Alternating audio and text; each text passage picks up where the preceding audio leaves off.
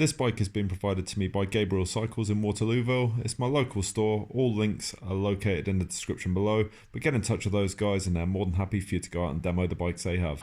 Welcome to the channel. This is a review of the Fantic F1 Integra. This is the 160 variant, which is the 160mm of travel. I'm a firm believer that to do a review and give a verdict that you have to take the bike out and thrash it, and today has certainly been a challenging day here up at my local because it's just been absolutely disgusting, the weather, but all is good. Stay tuned. Here's the detail. So up front on the Fantic, you have a 29-inch wheel. Now this isn't a common setup, but I certainly think it works really well for me personally on the trail today. I don't have any problems at all. And the reason I say it is because it's paired up with a 27.5 at the rear. Now the idea is that 29er up front absolutely smashes the obstacles, and you know, even in the conditions and the footage you'll see today, I had a couple of moments, but it did really well. Just to give you a glimpse of the rear rim there, so the 27.5, that is running a 3-inch tyre, all right, and the one up the front is the 2.4. And if you ever wondered if that combo works, hand on heart, even in the rubbish conditions I've been riding today, this has performed so much better than I thought it would. So the fork up front is a RockShox. It's the Yari version, so you get 160mm of travel, and I set this up, I dialed it in this time to exactly what I would run on any other bike, and it was just so buttery smooth on the trails. You'll sort of hear me comment on that on the videos, but just really impressed. Loads of adjustment in there to refine that exactly where you want, and that's what you expect with the higher end of fork. So you have on the rear there a RockShox Deluxe. It's got 160mm of travel, that's why this is the 160 model. Plenty of adjustability within these shocks. I run something very similar on my other bike, and like the front suspension, I dialed that into the exact setting that I'd normally run, and it just felt like it was floating over some of the stuff on the trail given the conditions today. So an absolute thumbs up. With the Yari up front and the RockShox Deluxe at the back, it's a great combo. So as we know, this is the F1 Integra, and the Integra part is because the battery is integrated into the frame. Now you can see clearly it's not completely flush with the frame, and it does protrude ever so slightly, but compared to some of the other e-bikes that I've seen out there, it does look quite a slick design. So the motor that drives this beast is the Bruise Drive S. It's 36 volts. It will top out at 90 Newton meters of torque, and if you don't quite understand what that means, that will give you a top speed of about 25 kilometers an hour. Now that is pretty fast. Up front we're equipped with the FSA, which is full speed ahead, 32 tooth chainring. Working at the rear is the SRAM GX 11 speed on this one. It does vary from model to model, as I've seen, because on additional models you may have an NX system, but on this GX, and I already know that that is a pretty good system. To stop this powerhouse you have the Guide REs, 200mm rotors equipped on this. Rocking up front at the business area of the cockpit, you've got a 60mm FSA stem, so we're rocking 740mm bars. I found it good on the trails today, but I do like the wider bar, you know, anything between that 780, 800mm. So that would be an upgrade I'd probably look to do at some point in the future if I was to buy one of these. But 740mm, it's going to get you well on your way to begin with. So we have an internally routed dropper. Now on the small variant of the bike, you'll get 80mm. On this one, 100, because this is a medium, and 120 on the large, which is the biggest frame set it goes up to. It's cable operated, which makes it easy for maintenance. And then on the bar, we have the BMZ Sport display. Now you can see you've got the power on and off button. You do have this multi-function button here, like a toggle switch, so you can go through, see how much effort that you're putting into the ride, a range of what you have left on the bike, and then total distance that you've traveled. So it's just a good way of being able to go through the settings there to see what you've got left. The power button that operates it on the side here, you have an up and down, so when I come out of this menu, and you can see as I go up, so that's like an eco mode. It doesn't tell you this, all right, and then you go up into its second, and then the third, which is like a turbo mode, and then that there will indicate exactly what you're in. So just to go down in them settings, go the opposite way, and to turn the motor off completely, just keep going down. You have the battery indicator lamp there. It doesn't give you a percentage, but you have this, and then you also have this side of it as well, just indicating there. So given the fact I've done over 10 miles today, I've still got lots of juice left in this battery.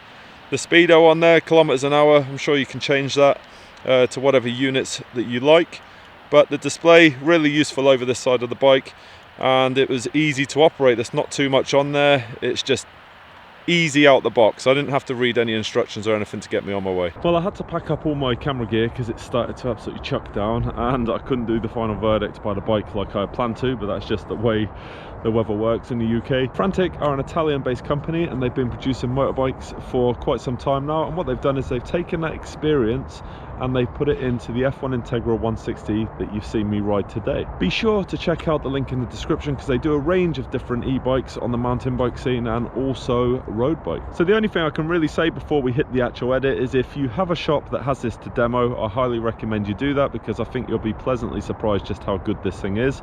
But of course, here's the edit coming up in a second. Just be wary, I have pieced together the best of the footage of the day because no matter where I mounted the camera, it was getting covered in water, mud, and it was just a bit of a nightmare to keep that lens clean on the GoPro. So unlike a conventional bike up front, I feel sorry for Ben today. He's under pressure, but you've got 3 modes. I can class the first one perhaps as eco, doesn't actually tell you on the display.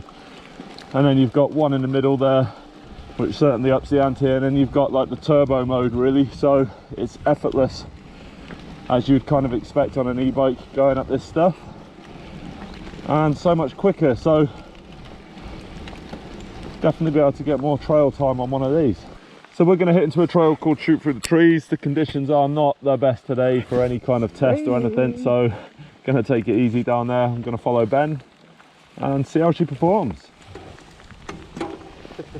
See how she performs. I can't remember which way to go. Yeah, keep going, and then can't see where to go. Gonna end up with a bit of rain on the lens. Sorry about that. This thing is heavy. There's no denying. Cutting into the woods here.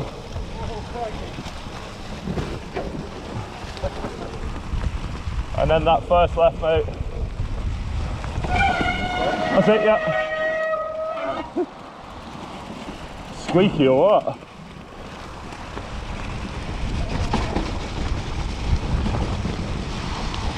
Where are you going?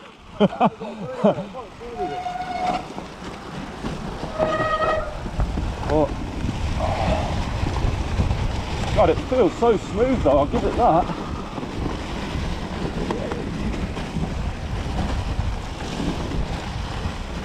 Oh my God, it's like floating over. First jump on this thing.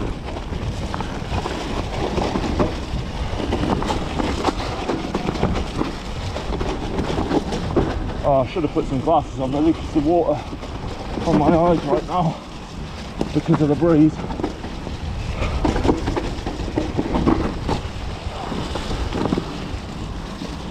Oh man, it's just silent going through.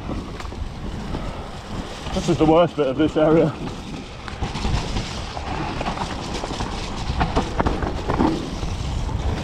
First drop ledge. Oh, heavy.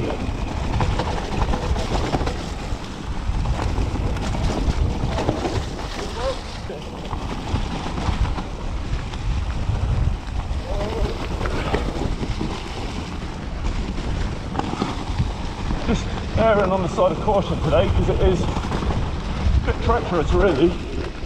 I was debating whether to come out in the first place, but it's good to ride in all the different conditions throughout the year because it's not always nice, is it? So improve your skill set regardless.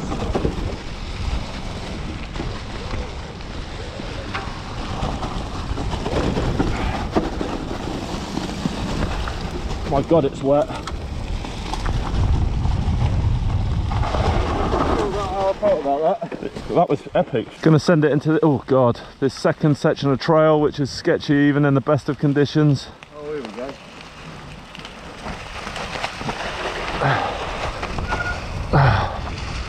Just changed the camera position because I really don't want the mud getting on the lens all the time. Oh mate.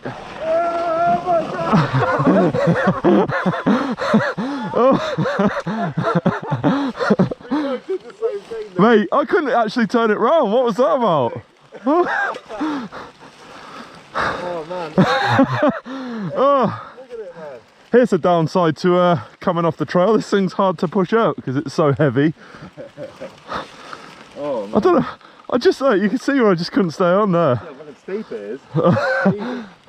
I literally did the same thing. It's crazy, isn't it? Because you do the hard bit and then you can't do like, this is quite easy. That just spelled out today for me. Try again.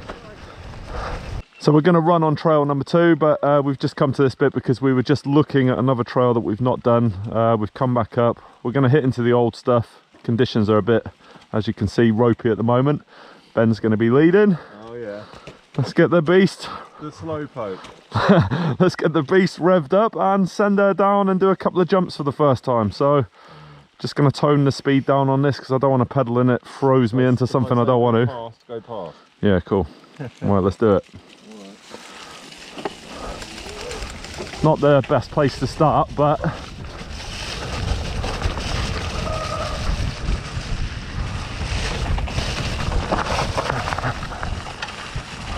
that's the one. Oh my god, that was not the best line. Just got to get used to this thing. Here it comes. That's the big one. That's a good jump, mate. And here's the pallet coming up. First time on an e-bike for me. Oh, smooth. There's Ben. Set off 10 minutes ago.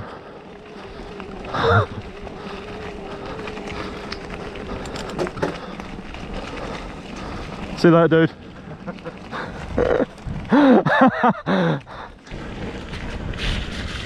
Let's send it into this section of blue.